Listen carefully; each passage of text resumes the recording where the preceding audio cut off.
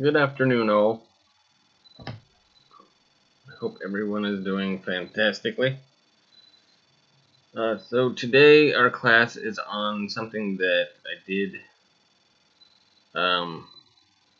this week, and sorry, I got distracted. And it's something that we do quite a bit, but I don't think we've ever gone over how this began. So we went to Berserkly and did Meals on Wheels. And like I said, I don't know the history of Meals on Wheels exactly. We've probably heard it at some point, but I really don't remember how it began. So it kind of inspired me when we were there that, hey, I should figure this out. And I was like, I should maybe then just do a class on it so all of us know. So I finally found something. It's not exactly the Bay Area, but this one's serving Torrance and Lomita, California. That's just the specific Meals on Wheels site. But the history itself will be about how Meals on Wheels started on its own. So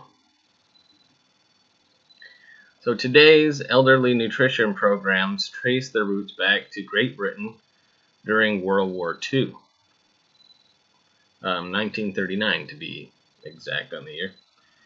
During the Blitz, when German planes bombarded English soil, many people in Britain lost their homes and, subsequently, their ability to cook meals for themselves.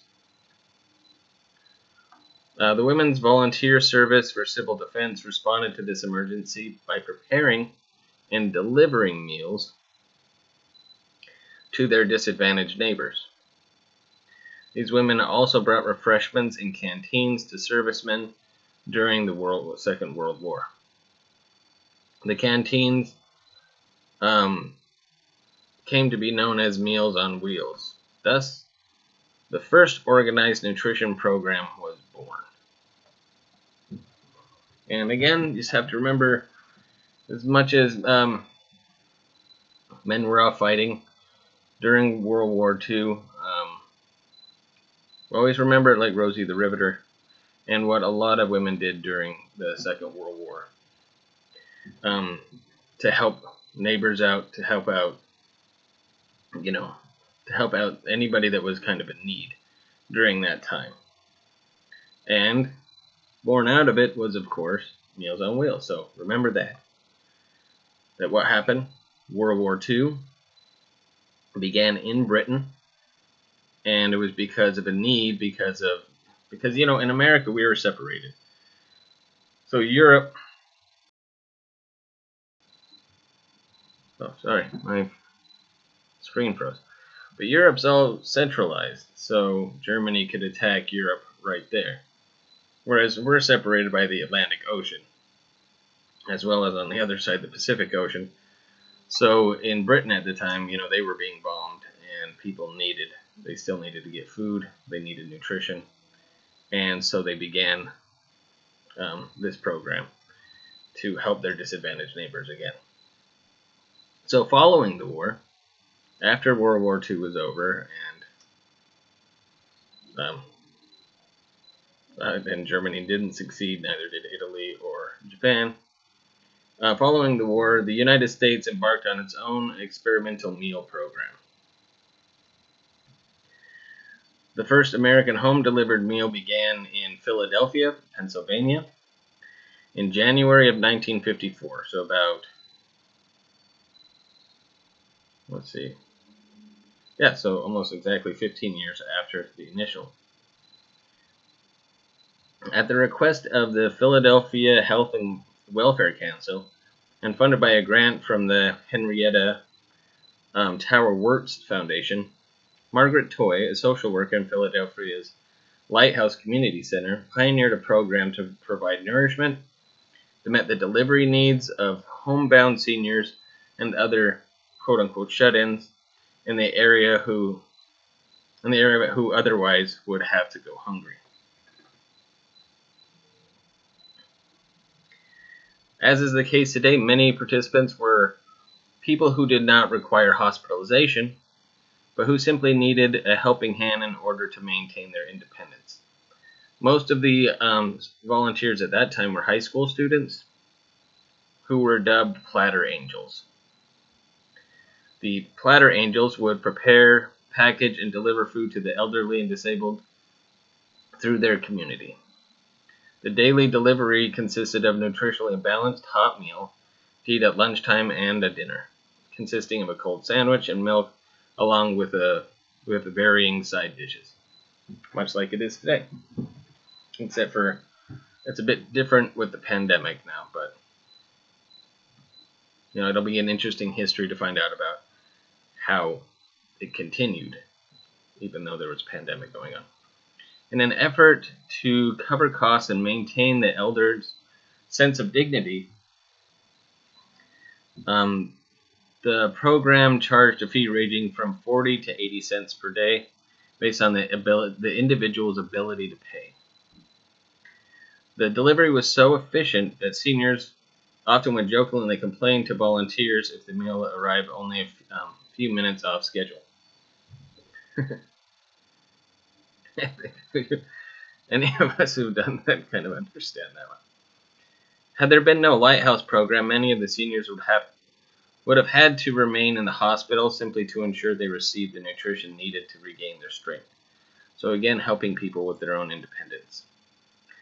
The task of identifying those who were truly in need of home-delivered meals was more difficult than preparing and delivering the meals themselves. Because unfortunately, even when you're doing something good, there might be a few people who take advantage.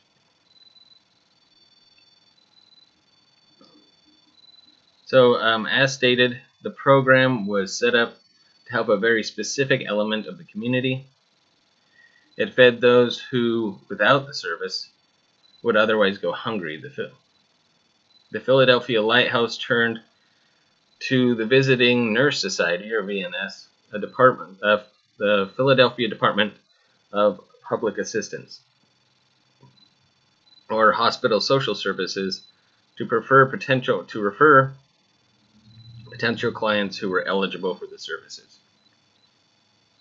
These agencies were able to locate prospective participants, since the list of names recently released hospital patients were readily accessible to them. Another successful method of identifying eligible members was through concerned neighbors who provided the names of needy seniors in their communities, which is nice.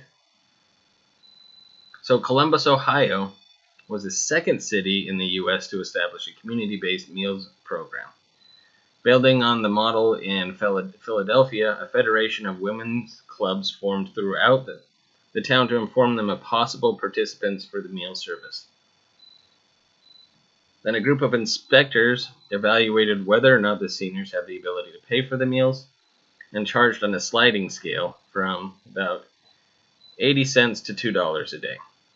All the meals were prepared by local restaurants and delivered by taxi cabs during the week. On weekends, high school students filled the posts. So go high school kids.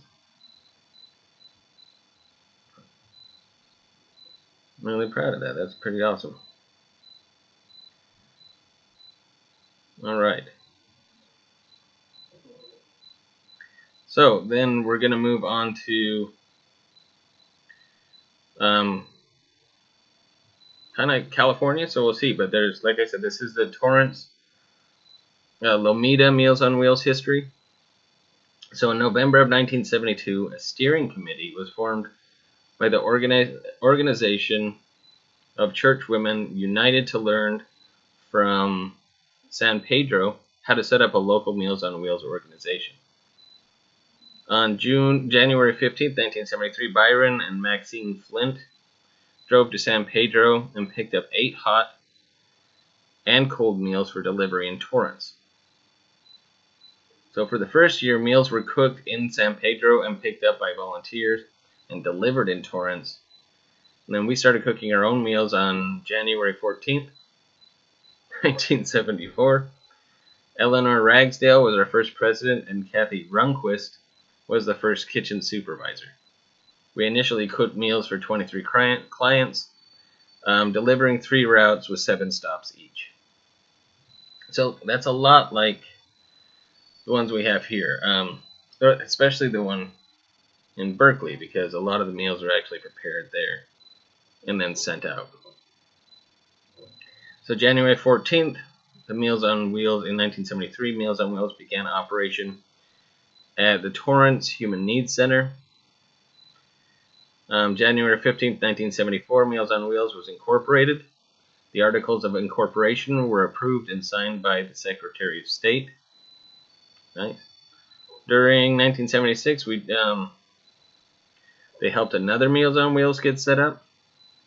May 21st, 1976, the operation moved to Meadow Park Adult Center. And stayed there for 10 years, probably a bigger site, so they could do more. Then July 12, 1986, they moved again to the Jefferson Adult School. June 14, 1993, temporary operation continued at Pacific Inn Restaurant. And then February 11th, 1994, they moved to the Golden West Tower, celebrating a 10-year anniversary in 2004.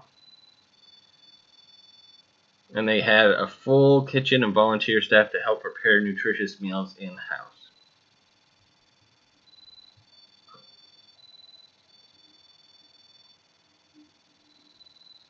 So, let's see, a little bit more. Then jump way ahead 10 years. They made a temporary move to the Kiwanis Club. Now, really what this is saying here, because I'll kind of end there because it's not really our sites, but it kind of shows the development of how Meals on Wheels began and the template for it and how it would, but also how difficult it is to even get a place and stay in a place for a good amount of time. So kudos to Meals on Wheels, and kudos to all of you because you've all been volunteering there and helping out our communities. Even through the pandemic, done a couple of times, and it's a good thing. So if you have any questions, comments, or just give yourself a pat on the back, and of course any suggestions for new classes, please let me know. All right, have yourself a wonderful rest of your day, everybody.